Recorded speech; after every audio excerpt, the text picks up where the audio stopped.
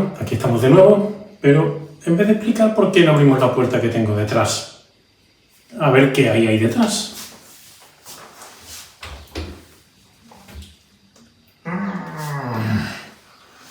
Me ha costado un poquito de trabajo, los dedos estaban rojos. Yo creo que vosotros no abrís así una puerta. Yo creo que vosotros más bien abrís así. Seguro que lo habéis por alguna vez en vuestra vida, pero creo que os dais cuenta todo de que abrir empujando aquí cuesta mucho más que abrir empujando aquí. Y aquí, pues, una cosa intermedia. ¿Esto por qué es? Porque estamos acostumbrados a trabajar pensando en la dinámica lineal, en la que los cuerpos se mueven en línea recta. Aplica una fuerza, se acelera, se frena, etc. Pero cuando hablamos de dinámica de rotación, es decir, lo que hay movimientos circulares y cómo se aplican las fuerzas, los efectos son diferentes. Un giro de una rueda, por ejemplo, podemos verlo así. No importa solamente que aplique una fuerza, sino dónde la aplique y cómo la aplico, como nos ha pasado con esta puerta. Entonces hoy vamos a introducir lo justo y necesario para nuestro tema que estamos viendo de la dinámica de rotación y algunas magnitudes que son muy importantes y que aplicaremos en algunos problemas. Pues lo dicho, vamos a ver el momento angular del campo rotatorio. Nuestro punto de partida se basará en que los movimientos circulares no funcionan igual que los movimientos rectilíneos. Es decir, que yo abro una puerta, cómo haga la fuerza en la puerta no es igual que para empujar una mesa, por decirlo de alguna manera. Quiero que una rueda gire, no basta con empujar, hay que ver dónde empujar, que no es lo mismo empujar en el centro que arriba que abajo. Solamente quedar con esta idea. Ser consciente de que aplicar una fuerza en un movimiento circular no es lo mismo que aplicarla en un movimiento rectilíneo.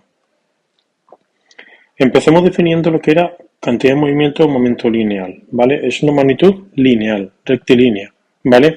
Que viene a medir lo difícil o fácil que cuesta cambiar el estado de movimiento de algo, ¿vale? Aquí tenemos una preciosa libélula, ¿vale? Esta libélula va un poquito más grande, imaginaos que es un mosquito y que viene hacia ti a cierta velocidad, te da exactamente igual, si acaso te puede fastidiar que te vaya a picar, pero no te importa mucho, o sea, si te apartas porque viene la libélula es más porque te da asco que porque tengas miedo de lo que te vaya a pasar. Sin embargo, si viene este mismo camión hacia ti a la misma velocidad, eso ya no va a ser lo mismo. ¿Qué es lo que ha cambiado entre la libélula o el mosquito y el camión? La masa. ¿Qué vamos a hacer ahora? Crear una magnitud donde al vector velocidad le añadimos la magnitud masa. De manera que esto llamamos cantidad de movimiento lineal. Si tienes mucha cantidad de movimiento lineal, es difícil cambiar tu estado de movimiento como pasa con un camión. Con una libélula no será lo mismo. Ahora vamos a ver el momento de una fuerza respecto a un punto. Esta ya es una magnitud propia de los movimientos angulares, circulares, ¿vale? Y tenemos aquí una puerta. Y vamos a cerrar la puerta. Y esta vez, en vez de cerrar sin pensar, lo vamos a hacer pensando. Y hay varias maneras. Para empezar, importa cuánta fuerza haga. Si no hago ninguna fuerza, la puerta no se cierra. Pero, ¿haríamos la fuerza tal y como la tenemos marcado aquí con F1? ¿Creéis que yo abriría una puerta pulsando aquí? Yo creo que no. Somos conscientes de que cerrar, he dicho abrir, de que la cerraríamos, pero que creo que todos sois conscientes de que costaría más trabajo. Y esta nueva fuerza que aparece por aquí, empujaremos así, es que no haría nada. La puerta no se cerraría. Y apretar aquí, sobre la bisagra, no hago nada sobre la puerta, no la muevo. O tengo esta acción, que por cierto me he equivocado, pone F3 y debería ser F4. Pero bueno, nos entendemos. Esta es la correcta, es decir, esta es la mejor forma de cerrar una puerta, de sacar más efectividad a mi fuerza. Y es la que todos hacemos, por eso el pomo de la puerta se sitúa aquí, en el extremo. Entonces, importa la distancia a la bisagra. Pero también importa el ángulo que yo aplique, como hemos estado viendo, porque yo dibujo a 4 fuerzas que son todas iguales en módulo, pero se aplican en distinto ángulo y en distinto lugar. ¿Qué tendré que tener en cuenta? Tendré que tener en cuenta dónde y sobre todo la distancia a la bisagra, que hemos visto que si la distancia es 0, no muevo la puerta. El ángulo, veo que si la línea que forma la puerta desde la bisagra hasta su extremo es paralela a la fuerza no hace ningún efecto.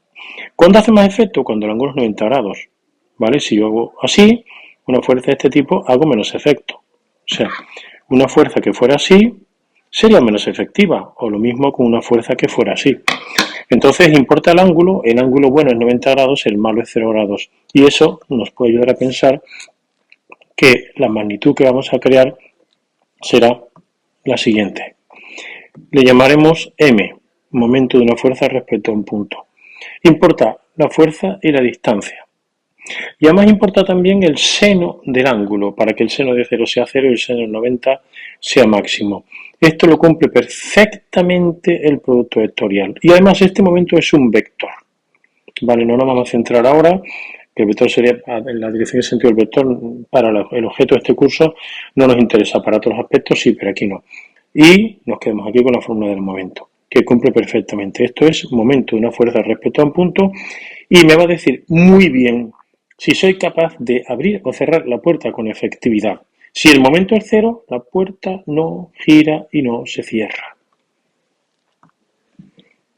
Siguiente magnitud. Fijaos que he puesto aquí en la Tierra dando vuelta alrededor del Sol. ¿Por qué? Porque lo que estamos dando en este tema está orientado a las órbitas. Tierra alrededor del Sol, satélites alrededor de la Tierra o de otros planetas, etc.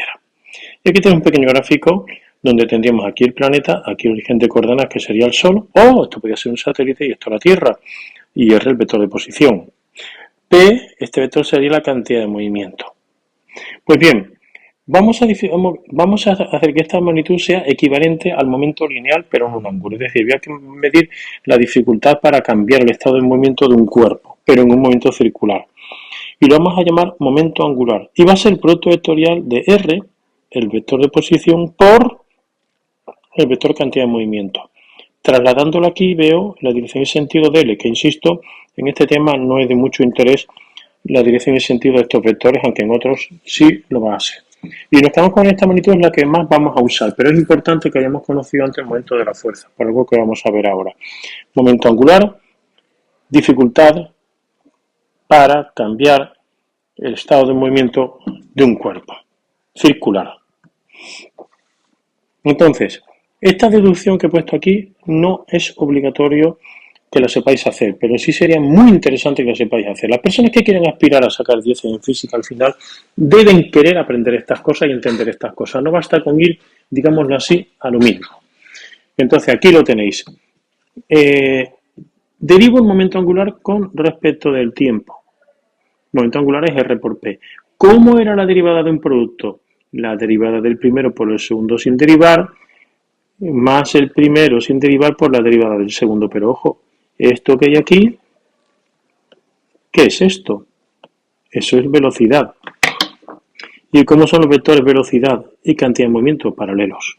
Por lo tanto, ese producto vectorial será 0 porque el seno de 0 es 0. ¿Y entonces qué me queda? R por diferencial de P respecto de T. Pero es que justo esto es la fuerza, que lo podríamos demostrar también. Y esto es igual justo a la cantidad de movimiento. Luego, ¿qué me queda aquí? Que el momento de una fuerza respecto de un punto, y he dicho antes creo erróneamente cantidad de movimiento, es igual a la variación del momento angular con respecto del tiempo. Y esto va a tener consecuencias muy importantes. No hay que saber deducir esto, aunque los más ambiciosos deberíais saber deducirlo y entenderlo, pero esta fórmula sí la tenéis que saber todos. Porque vamos a mirar que si m es 0, entonces quiere decir que L es constante. ¿Por qué? Porque ¿cuándo va a ser una derivada 0?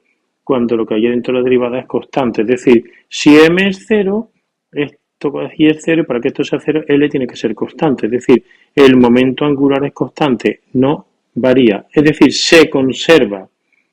Se conserva el momento angular cuando el momento de una fuerza respecto de un punto es 0.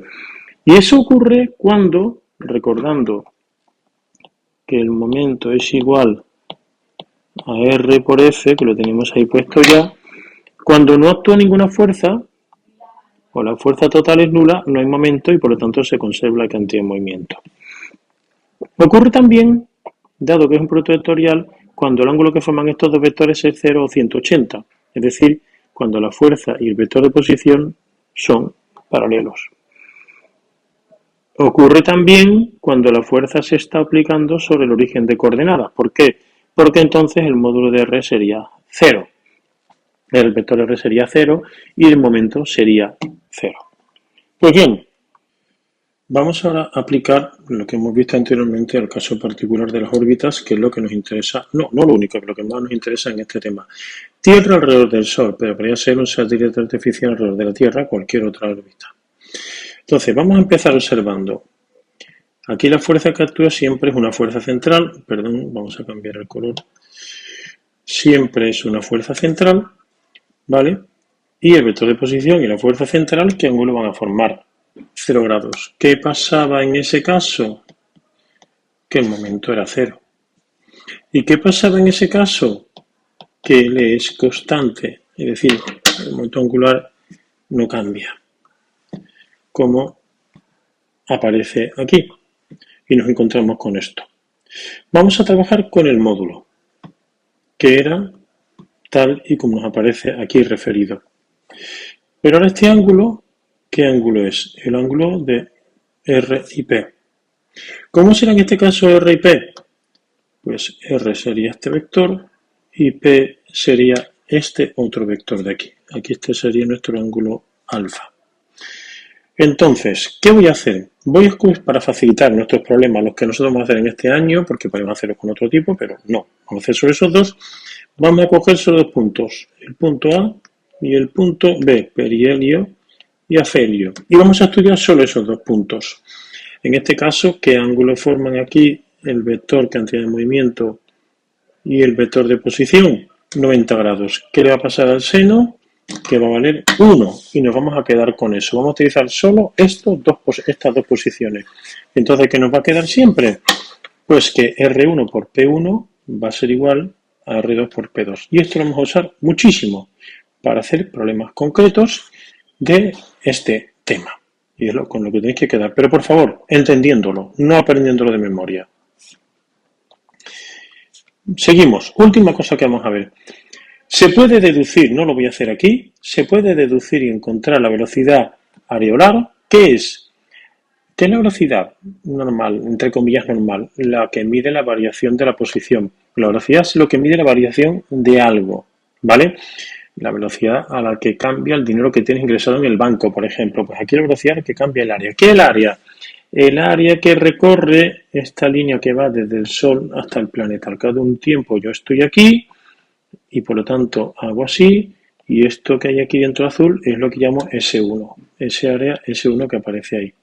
Y lo puedo hacer también aquí, o lo puedo hacer también en cualquier otra parte de la órbita.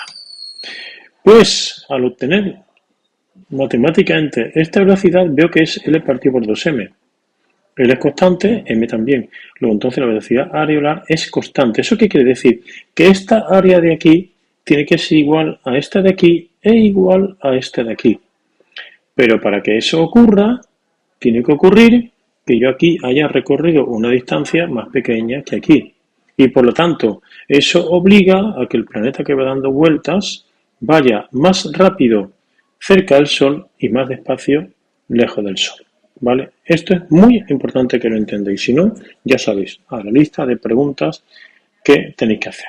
Con esto terminamos la explicación del momento angular. Esto último que hemos explicado es una ley de Kepler, que la veremos más adelante, pero ya la habremos visto, la hemos adelantado matemáticamente a ella.